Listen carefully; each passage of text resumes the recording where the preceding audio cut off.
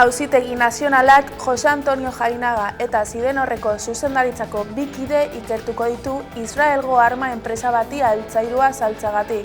Komunitat Palestina de Cataluña Terra Santa elkartaren kereila baten ondorioz abiatu da ikerketa eta horren ondorioz kontrabandoa eta genozidioa babestea leporatzen dizkie. Azaroaren 12an deklaratu beharko dute.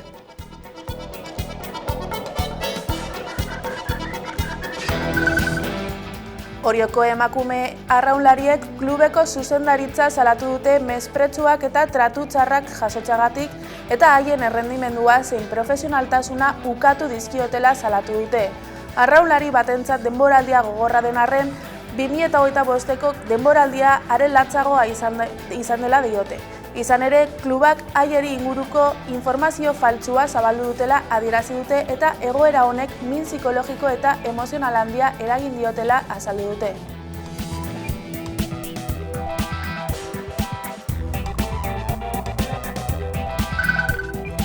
Gloria Totorikauenak Estatu Batuetara emigratu zuen gernikarren alabak, Eusko Ikaskuntzaren Manuel Lekuona saria jasoko du aurten bere ibilbide akademiko zabalagatik. Epaimahaiak Euskal Diasporaren ikerketaren alor askotan aitzindaria izan dela eta Euskal Herria nazioarte mailan kokatu izan duela nabarmendu du. 2026ko udaberrian saria emango diote ekitaldi publiko batean.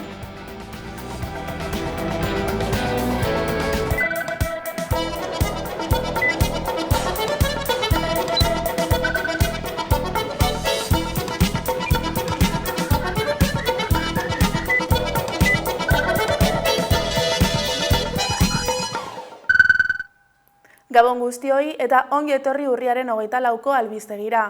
Ostiral honetan, Bingen Zupiriak segurtasun sailburuak urriaren 12an Gasteizen gertatutakoaren inguruko azalpenak eman behar izan ditu. Berriro ere, bere ustez, manifestariak ertzaintza erasotzera joan zirela adierazi du. Bingen Zupiriak ostiral honetan Eusko Jaurlaritzan EH Bilduk egindako zenbait galderei erantzuna eman behar izan die, urriaren 12an Gasteizen egon ziren istiluen inguruan. Segurtasun sailburuak gertatutakoa laburbildu du, esanez, batetik falangeak deitutako legezko kontzentrazio bat egon zela, bestetik zenbait erakunde alegalek deitutako bi elkarretaratze egon zirela, biak komunikatu gabeak, eta amaitzeko pertsona hoiek falangearen ekitaldira hurbildu zirela istiluak sortzeko asmoz. Bertan zeuden ertzainak erasotu eta era guztietako objektuak jaurtiz. Jakinarazi duenez, segurtasun sailburu bezala bere gain hartzen ditu gertatutakoaren hainbat erantzunkizun eta prest agertu da bere ardurak onartzeko. Bat, neurea da falangeren konzentrazioa egin izanaren ardura politikoa. Bi, neurea da legez kanpo dauden talde batzuek deitutako konzentrazioa eragozteko erabakirik ez hartu izana. 3. Neurea egiten dut, ordu eta erdiz, Gasteizko zenbait kaletan segurtasuna bermatu ez izana. Eta hemen naiz nire ardurak onartzeko prest.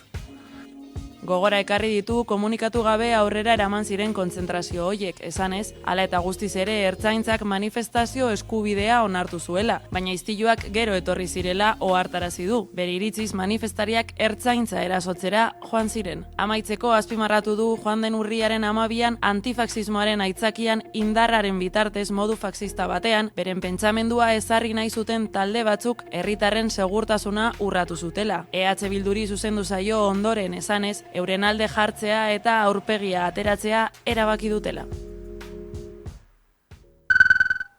Agerraldi bateratua ekin dute gaur Samamesen, Gure Eskuk, Gu Ere Baik eta Gernika Palestina plataformak azaroaren 15an deitu duten elkartasun martxa iragartzeko eta manifestua aurkeztu dute. Bertan izan da Xabi Alo. Gernika Palestina herri ekimenak Gure Eskuk eta Gu Ere Baik adierazpen bateratua egin dute San Mamesen Euskal Herria Palestina partidaren arira eta besteak beste jendarteari dei egin diote Bilbora etorri azaroren 15ean eta egun historikoaz gozatzeko. Halaber manifestuaren berri ere eman dute eta adierazi dute Bilbo genozidioaren eta herri libreen aldeko elkartasun oihu erraldoia izango dela. Elkartasun martxa deitu dute Gernika Palestina herri ekimenak Gure Eskuk eta Gu Ere Baik azaroren 15erako Euskal Herriak eta Palestinak jokatuko duten partidaren aurretik. Era berean manifestua irakurri dute San Mamesen egin duten agerraldian. eskatu dute genozidioarekin bukatzeko eta herri libreen aldarria plazaratu dute. Euskal Herri librea, Palestina librea. Herritar libreak nahi ditugu. Pertsona guztien eskubide guztiak bermatzen dituen mundu bat nahi dugu. Gaineratu dute kirola elkartasuna sustatzeko tresna izatea nahi dutela eta Euskal Selekzioaren eta Palestinaren arteko partida mundu osoari elkartasun eta bakearen alde bidalitako mezu erraldoia izatea. Euskal Herriak, Palestinak bezala, eskubidea du bere selekzioa nazioarteko txapelketetan modu ofizialean lehiatzen ikusteko. Eta daia egiten dugu, hainbat eremutan egindako urratsak futbolean eta gainerako kiroletan ere egiten ahalegintzeko. Ofizialtasuna aldarrikatzeaz gain, dei egin diote jendarte guztiari Bilbora joateko. Herri libreak, Euskal Herria, Palestina, genozidioa stop lelopean, 5:00 Arriagatik abiatuko den elkartasun martxan parte hartzeko deia egin nahi diegu. Bilbo izan dadin genozidioaren kontrako eta herri libreen alde elkartasun oihu erraldoia. 3 ekimenek arratsaldeko 5:30 ditu dute elkartasun martxa, azaroaren 15 Arriagatik San Mamesera.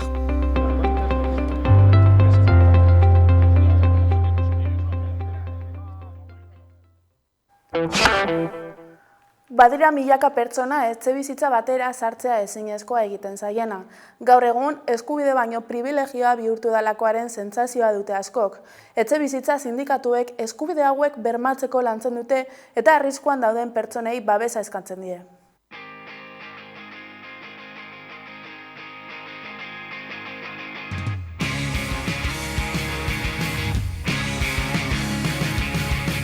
Euskal Herrian baita Espainia mailan ere etxebizitzarako eskubidea geroz eta gai konplexuagoa bihurtu da. Milaka pertsonak egoera berari aurre egin behar diote.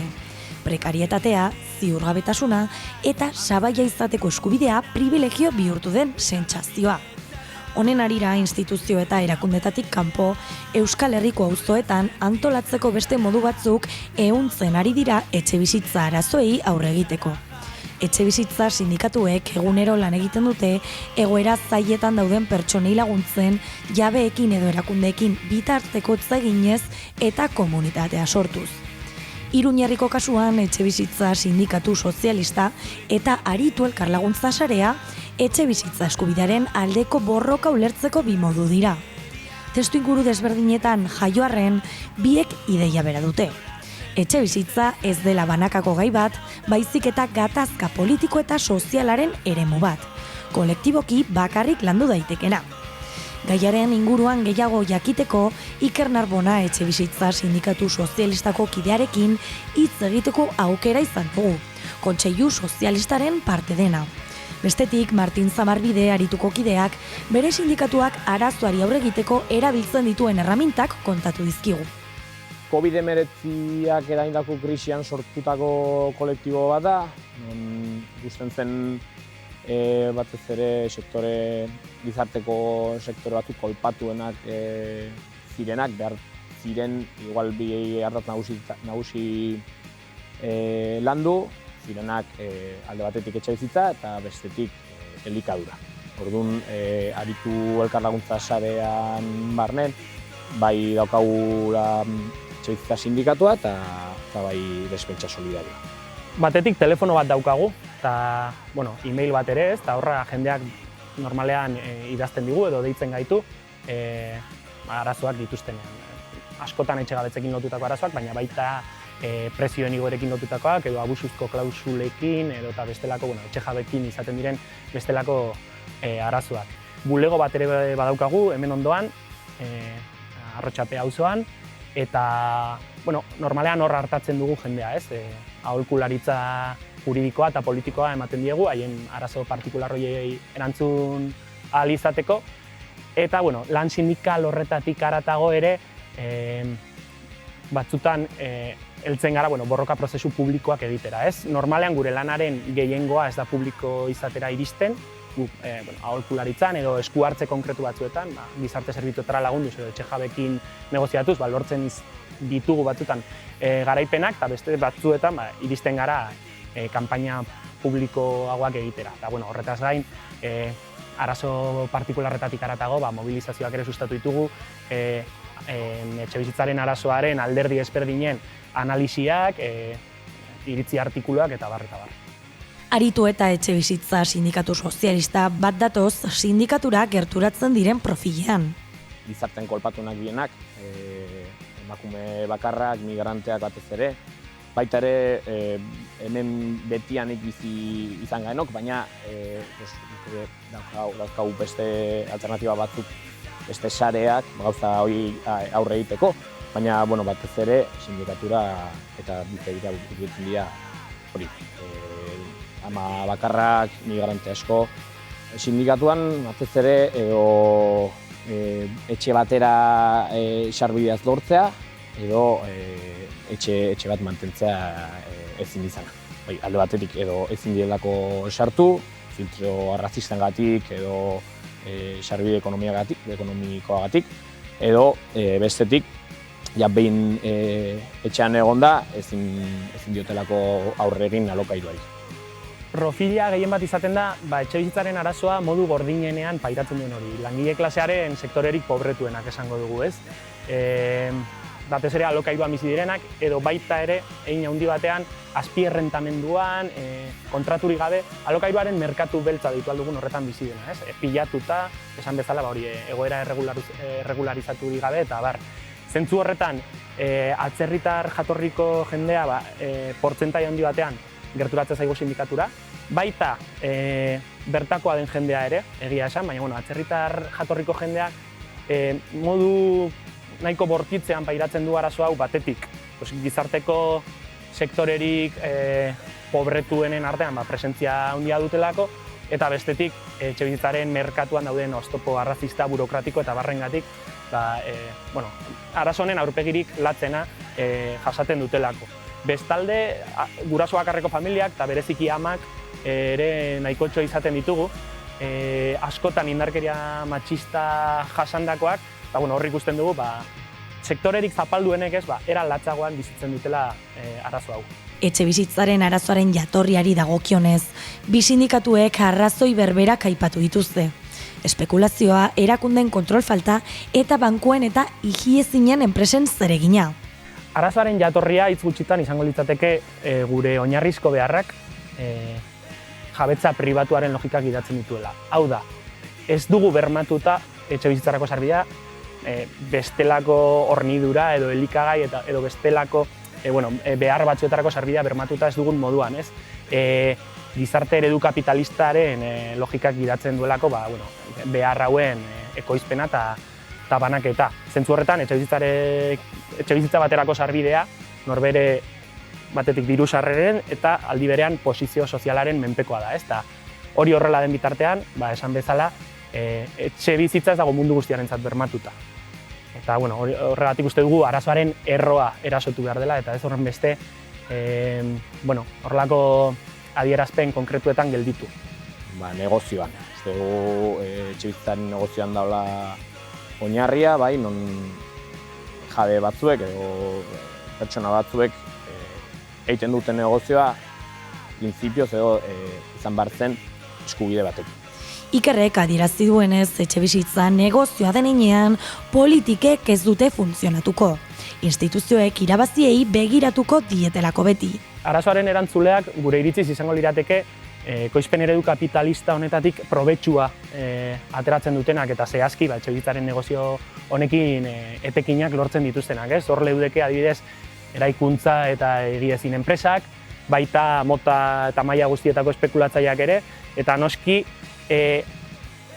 negozioa egiten duten horien interesak babesten dituzten kolore guztietako politikari profesionalak edo alderdi politiko instituzionalak, ez? Azken batean, denek egiten baitute negozio honen bermatzearen alde haien neurriekin.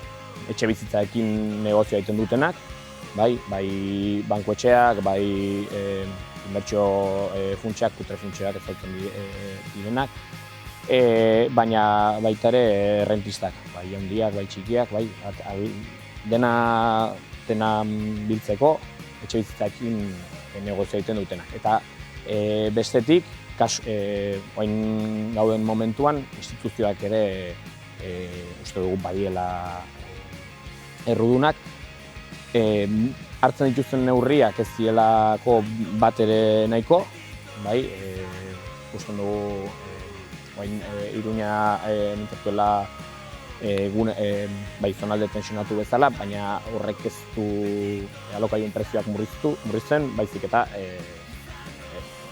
finkatzen edo. Eta etxe batzen kasutan, eskaini behar dutenean beste alternatiba bat, ikusten ari gara ez dutela kasu guztietan eskaintzen. Beraz, adierazi dutenez, etxebizitzaren arazoa betidanik existitu den zerbait da, naiz eta gaur egun alokairuarekin zerikusi handiagoa duen. Bi kideek azpimarratu dutenez borrokan jarraitu beharko da, arazoa errotik helduz eta modu kolektibo batean. Saldu ziguten, gune tentsionatuetan edo tentsio handiko eremuetan prezioak erregulatuko zirela, alokairuaren prezioak, baina letra txikia irakurrita ikusten dugu oso kasu gutxitan aplikatuko dela hau.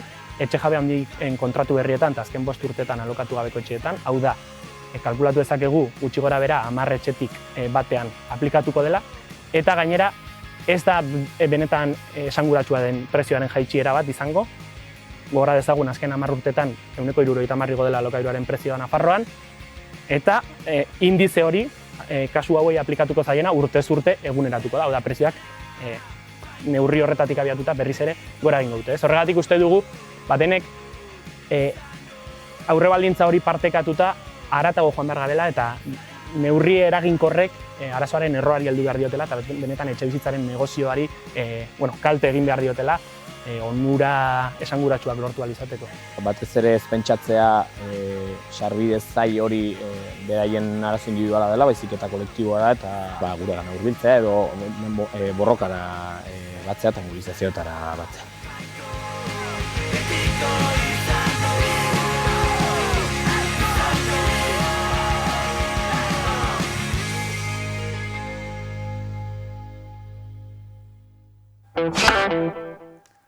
Euskal Herriko pentsiodunen mugimenduak agerraldia egin du ostegun honetako Bilboko udaletxeko eskaileretan, pentsio baxuenak osatzeko aurkeztutako herri ekimen legegiaren ibilbidearen balorazioa egiteko.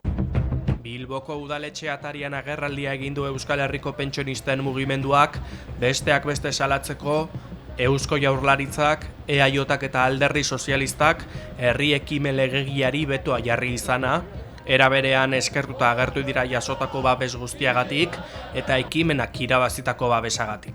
Nabarmendu nahi dugu oso pozik gaudela egindako bidearekin. Oso pozik. Oso pozik da batez behi izan dugun babesagaitik. Ez da bakarrik 155.000 pertsona sinatu dutena.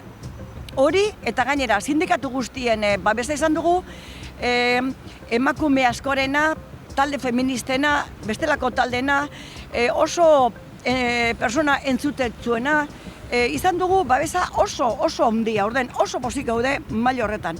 Eusko Jaurlaritza osatzen duten alderdiek Eusko Legebiltzarreko osoko bilkuran herri ekimen legegiaren inguruko eztabaidari betoa jartzeko argudioak eta datuak azalekoak eta ez oso zorrotzak izan direla argudiatu dute. Eusko Jaurlaritzak osatzen duten bi alderdi politikoen informe juridikoak ez duela ez hankarik ez bururik. Ez dago dato zehatzik. Ez dago oso zorroztasun gitxi izan du informe horrek. Eta gainera kontraesankorra da orain dela urtebete baino gehiago parlamentuko zerbitzu juridikoak esan zuten gure herri ekimen hau zala impekablea. Pentsionisten mugimenduak esan du halaber, gobernantzako operatiboko eredu berriari eta herritarren parte hartzea sustatzeari buruzko adierazpenak oso zalantzan geratu direla, 140.000 gora sinadurek babestutako herri ekimen legegia izapidetzeko onartzari uko egin diotelako. Horren aurrean Euskal Herriko pentsionisten mugimenduak dio ez duela amorerik emango, lanean jarraituko duela eta manifestazioa deitu duela abenduaren 15erako Gasteizen alderdi politikoei euren eskariak onartitzatela eskatzeko.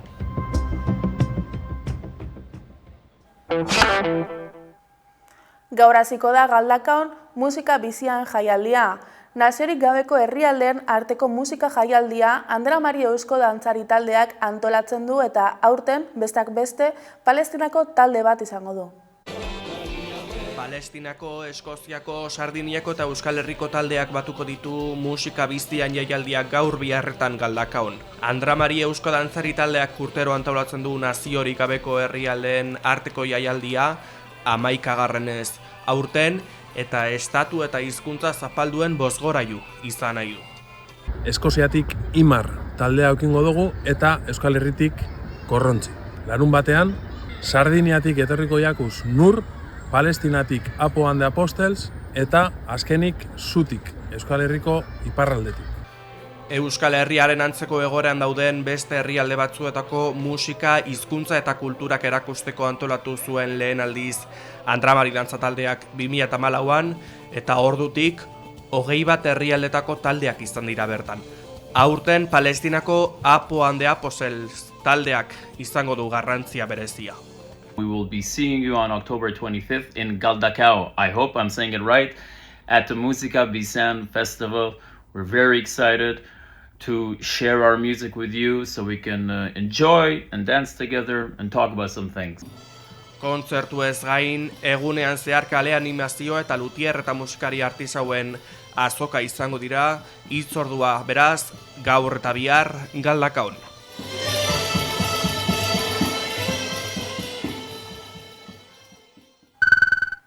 Tabakalera Kultura Garaikidaren nazioarteko zentroan eta Kutxa Fundazioa Kubo aretoan erakusketa berri bat inauguratu dute Maider López artistaren ukitu.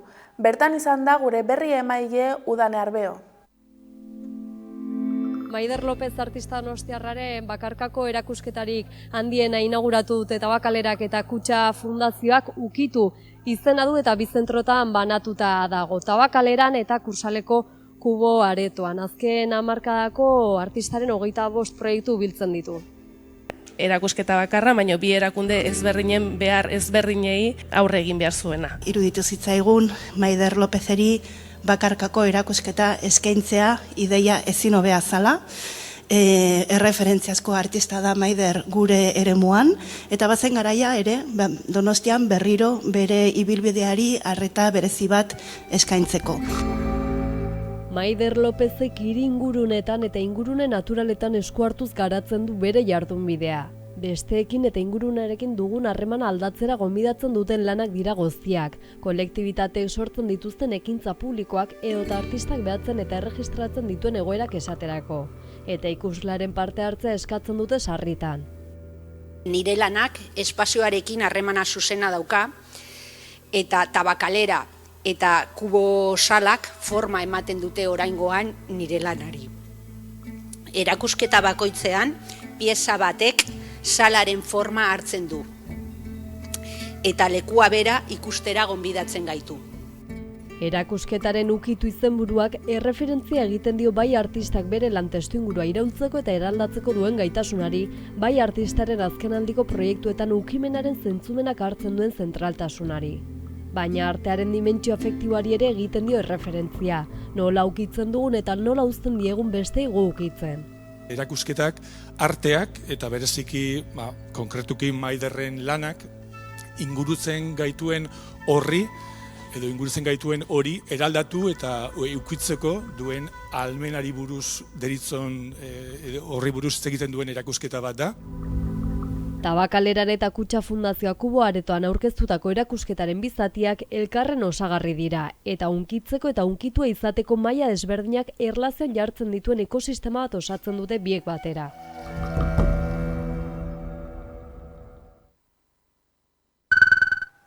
Larun bat honetan Izpasterren baserri zaharren historia ezagutzeko aukera izango dute bisita gidatuetara apuntatutako 50 pertsonek. Izpasterreko udalak bigarrenez antolatu du ekimen hau. Izpasterren dauden baserri zaharrenetatik eta hobeto kontserbatutakoetatik ibilbide gidatu berria egingo dute larun bat honetan. Udalak aurtengo Bizkaiko ondarearen Europako jardunaldien barruan antolatutako ekimena da. Ekintza honi esker 50 pertsona inguruk euskal baserriaren bilakaera arkitektonikoa ezagutzeko aukera izango dute. Bai eta 100 urte baino gehiago dituzten baserri hoietan gordetzen diren historia eta bizimodu tradizionalak ere.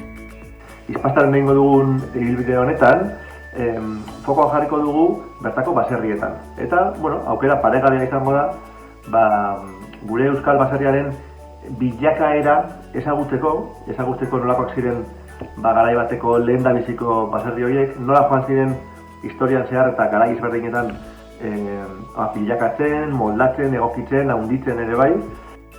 Azaldu dutenez, ibilbidea adin guztietarako egokia da eta bertaratutakoek euskal baserrien historia eta arkitekturaren berezitasunak bilakaera eta duela urte asko bertan egiten ziren jarduerak nola aldatu diren ikusteko aukera izango dute.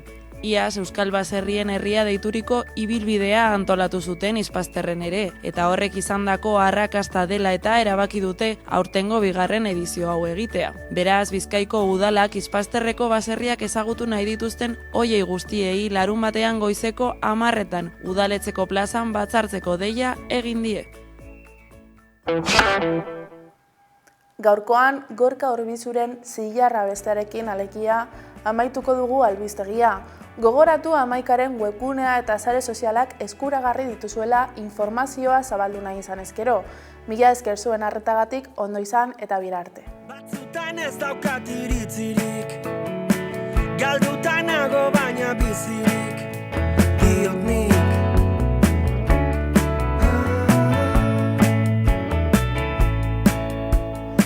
Batzutan asko ez omen dazki, dena eman duenak badaki, zergatik.